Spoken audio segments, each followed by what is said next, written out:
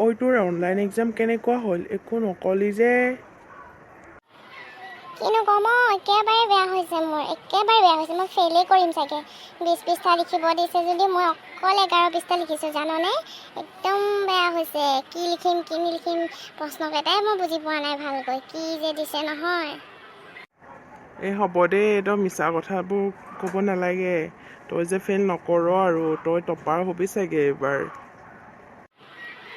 মই কেলে মিছা কথা ক'ম ন তহঁতৰ লগত মিছা কথা কৈ মই কি পাম ন হেৰি 11 পৃষ্ঠা লিখি কোনোবাই টপাৰ হ'ব পাৰে জানো 11 পৃষ্ঠাত কিমান লিখিছোঁ তই আন্দাজ কৰি চাচোন কিমান লিখিছোঁ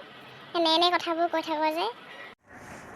এই হ'ব তই 11 পৃষ্ঠা কৈ আছ যে মই হেৰি কৰিছোঁ নহয় তহঁতৰ কিবা আনচাৰ শ্বীটটো মই ডাউনলোড কৰি চাইছিলোঁ নহয় তই 21 পৃষ্ঠাহে লিখিছিলি কেলেনো মিছা কথা কৈ আছ এনে আৰু আমি কেইদিন ন আছোঁ হ'ব দে কৈ থাক যিমান পাৰ হ'ব দে মই পথাৰলৈ যাওঁ দেই বহুত কাম আছে এতিয়া কৰিবলৈ ফুৰিব লাগে যা কিনো ক'ম আৰু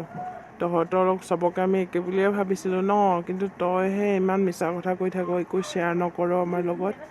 হ'ব দে আৰু কেইদিনো আছোঁ বেয়া চেয়া নাপাবি মই খোলাখুলিকৈ কথাকেইটা কৈ দিলোঁ বুলি যা ভালকৈ কামত লাগ